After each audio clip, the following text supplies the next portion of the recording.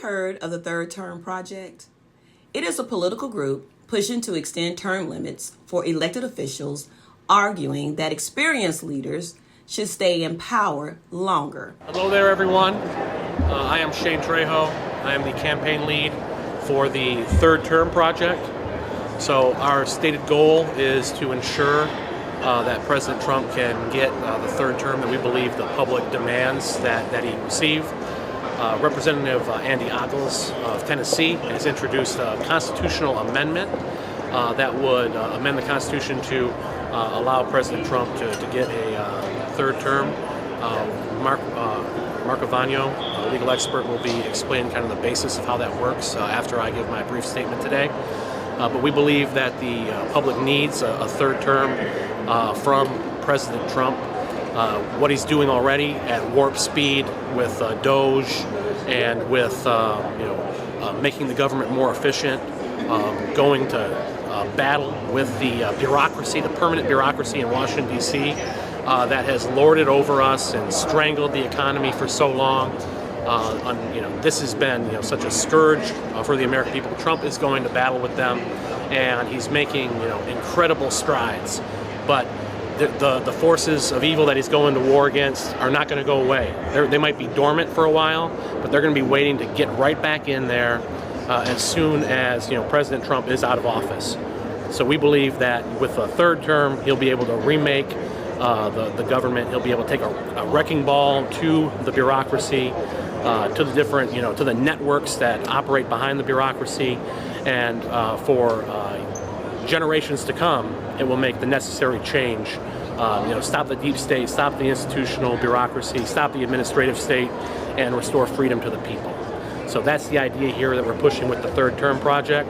Go to thirdtermproject.com for more information. And I'm just going to have Mark Avagno, our legal expert, talk a little bit about the basis behind it, and before we take some questions from the media. So, Mark, go right ahead. Thank you, Shane. So a lot of people, especially in the modern mind frame, think, well, presidents should only have 2 terms, right? That's how it's always been. Well, the truth of the matter fact is that it's not always been like that. Franklin D. Roosevelt served 4 terms as president, and then we got this 22nd Amendment. That was the impetus for it. And so we are not asking for a huge modification, actually. And we've got a lot of criticism. Well, what if we allow Joe Biden to run again?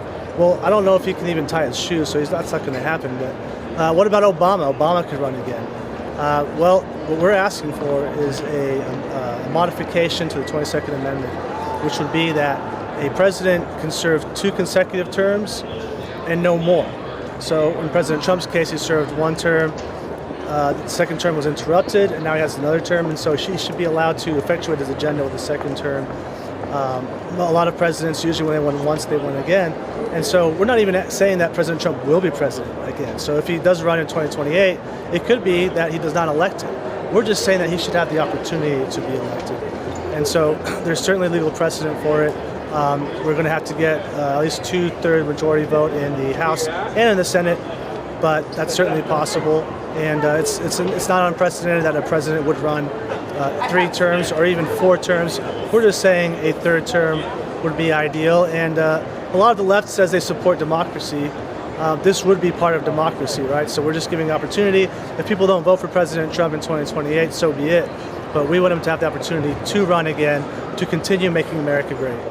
While that might sound reasonable on the surface, it raises serious concerns for democracy. Term limits exist to keep politicians accountable and prevent them from becoming too entrenched in power. Without them, the same people can hold office indefinitely, making it easier for corruption to take root and harder for fresh voices to bring new ideas. It also weakens the democratic process by reducing competition and giving special interests more influence over long-term politicians.